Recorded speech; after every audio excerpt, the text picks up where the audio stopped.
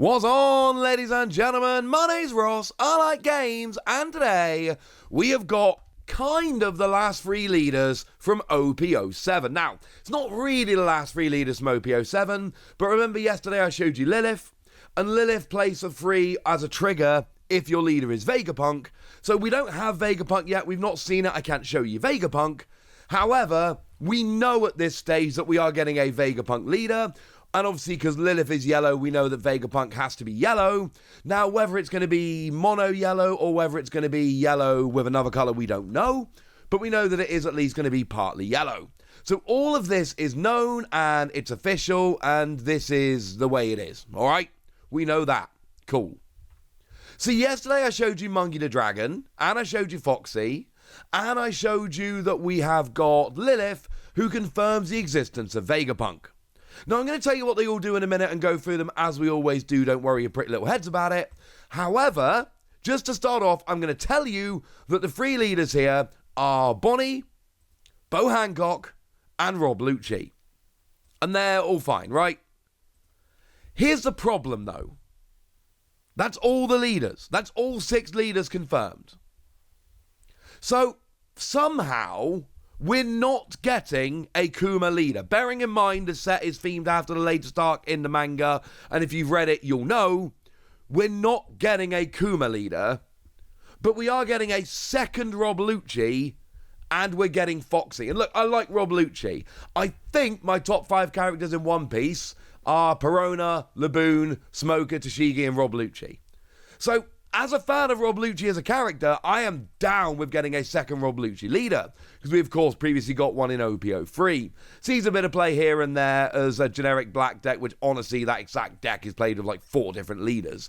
But the point is, we've had Rob Luchi, it's fine. And look, I have been calling out for Rob Luchi in his Devil Fruit form to finally be on a card, and now it is, which is lovely. But in what world do we have these leaders without Bartholomew Kuma? I'm sorry, that is weird and wrong, and I don't like it. And look, I love that we've got Foxy as a bit of a deep cut, as a character that just doesn't see much love in One Piece generally, but not before we've had people like Bartholomew Kuma. And I mentioned Buggy in yesterday's video. I'm sorry, I'm a little bit annoyed about this. I'm a little bit upset about this. You know I'm generally an incredibly positive person, and I am. I'm very enthusiastic. I love this card game. I love One Piece generally. But I'm sorry. In what world are these the leaders and we don't have Bartholomew Kuma? Boo! Never mind. But we were told in the initial information we got from distributors about Jewelry Bonnie and Boa Hancock, and I think it's extremely interesting that those that were kind of mentioned in the initial release did come through as leaders. I'm not saying that will be the case in the future, but I'm saying that's a trend we probably need to keep an eye on. So at least we've got Jewelry Bonnie, that makes sense, leader of the Bonnie Pirates, and of course, let's not forget, very, very relevant if we look at the newest arc in the manga. So, Jewelry Bonnie, what have we got? Well, we've got a green leader. It is Bonnie Pirates and Supernovas, if you're wondering. And we've got mono green leader, 5,000 power, 5 life. When your opponent attacks, 1 per turn, pay a Don to rest one of your opponent's leaders or characters. I'll tell you what, I actually really like this. This is one of those classic leaders where this isn't particularly exciting. It's not some big fancy skill. Like when we see a Nell, and we see that skill for the first time, and we're like, what? Recovering every time you get down to 0 life, or the first time per turn? That's ridiculous. It's not like that. This is a very kind of, oh, your opponent attacks, you pay 1 Don to rest one of their characters or their leader. But you know what? That's actually really good. Because basically what happens is, every time your opponent takes their turn, they know that they can only attack with one of their top 2 characters / leader. So they get their first attack, but then after that, their next attack is essentially turned off. Assuming you're a good player as a Bonnie player, and assuming you know what you're doing, and assuming you can look at your opponent's board and know what they want to do, they attack, but then their next attacker is taken off the board immediately. Yeah. That's not too bad. And the thing is, right, when we look at mono green leaders, we don't actually have very generic mono green leaders. Like, we got Kazuki Odin from OP-01, but you got to trash the Land of Wano card from your hand. That's not a leader anyone can play. We got Kinemon from OP-02, but that reduces the cost of Wano country characters.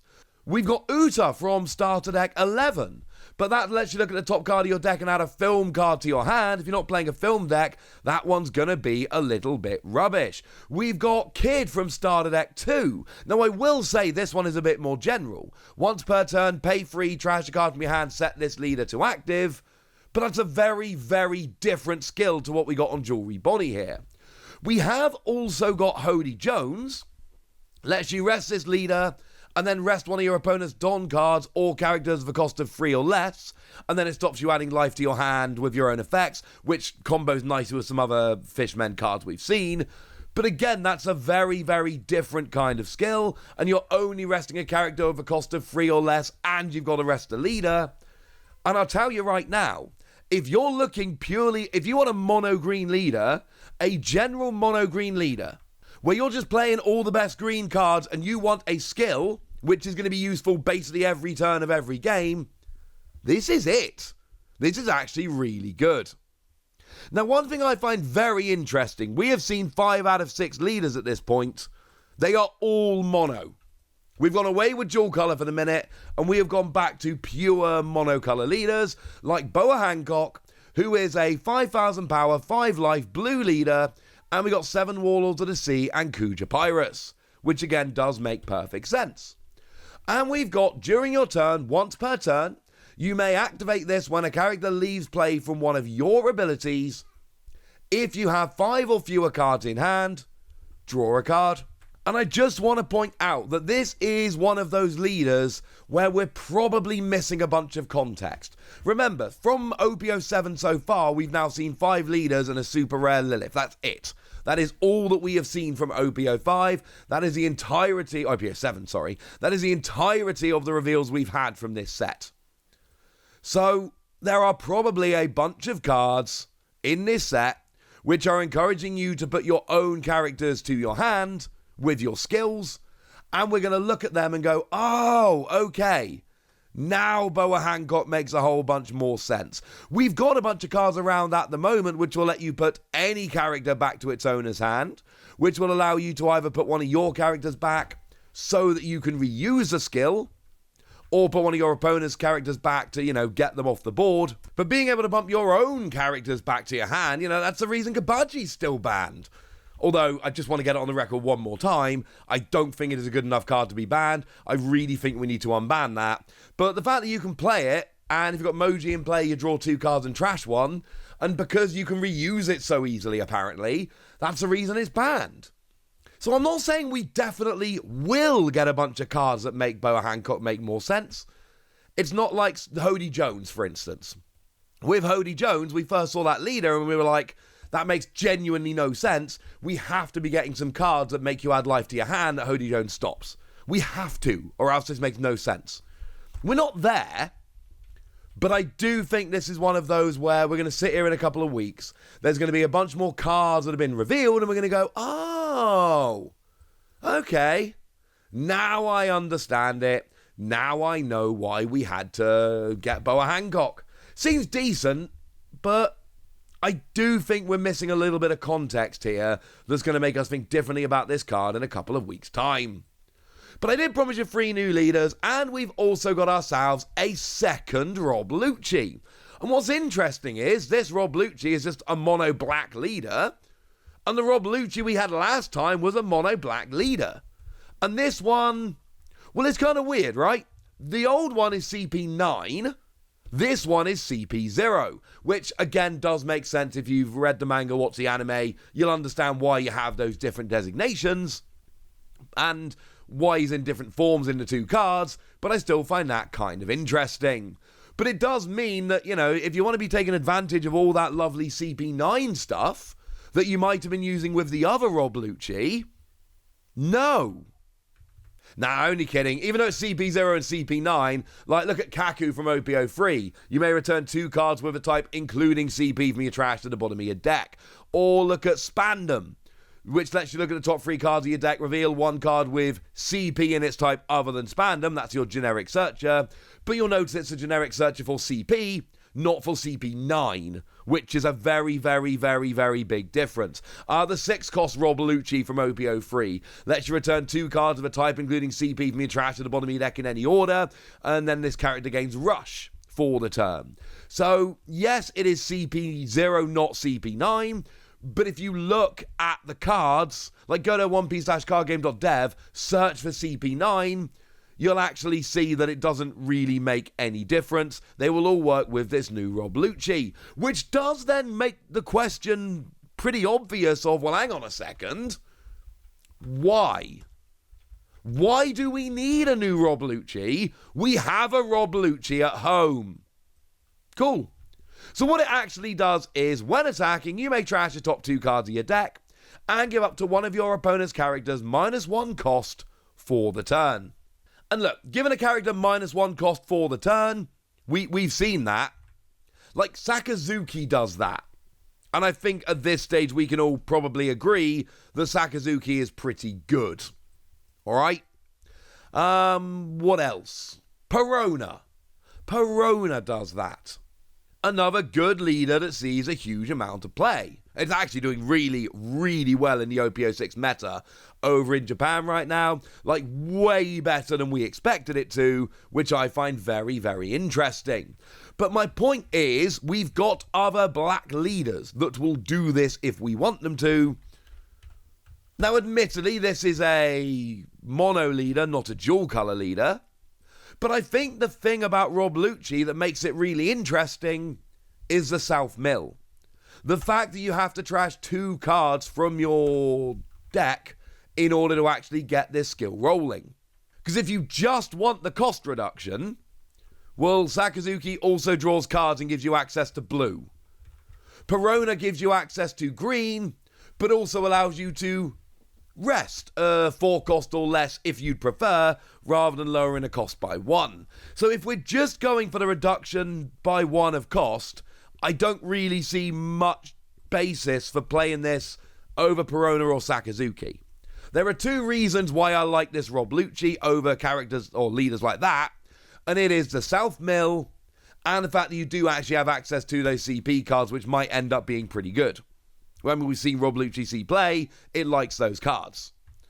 But then also, going back to the South Mill, this is what black does. We have seen a shift really starting in earnest in OP04, and I'm not saying it wasn't there before OP04, I'm just saying that was when we really started to notice it coming in, of, yeah, fill up your trash, I promise you it will be worth it.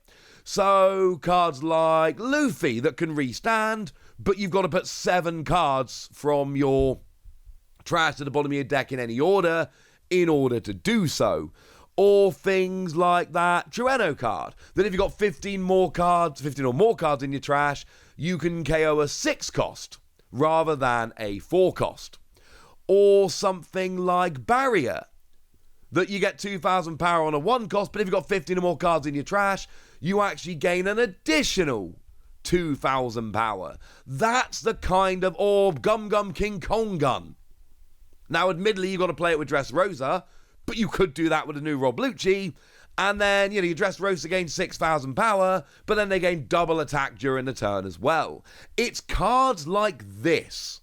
That is where we're going here. Taking advantage of all of those black cards that you want in your trash and being able to get the South Milling rolling, that is why this Rob Luchi, I think, has a little bit of a chance. Now, to be fair, the old Rob Luchi trashes 2 cards from your hand, and when a character is KO'd, you set it to active, so you essentially get a second use. But the problem with that Rob Luchi is you have to keep building up your hand. And that can get really annoying at times, and also means you've got to try and play a bunch of draw, and it's not the same, yeah? If you're filling up your trash, trashing 2 cards from your hand every turn is awkward. Trashing 2 cards from your deck is really, really doable. So you know what? It's different to other leaders that lower a cost by 1. it's different to the other Rob Luchi, and I like Rob Luchi. I think he's a really cool bad guy. So I just really wish we had Bartholomew Kuma. I've made that very clear. But you know what? There we go. I've told you. Now it's over to you guys. So let me know what you think about these. Let me know which ones are your favourite. Let me know which leaders you think are hard done by not getting a leader in this set. Go nuts in the comment section, but be nice. And then make sure you like this video, subscribe to this channel, follow me on Twitter at the Wasi. That's where we talk about One Piece and a bunch of other card games. And please do consider checking out patreon.com/PTCG Radio, where you can support the channel, get some bonus podcasts, join a Discord, and all kinds of fun things. But by far the most important thing, as always, look after yourselves till next time, would ya? Thank you very much for watching. My name's Ross, and you've been watching Wasi Plays.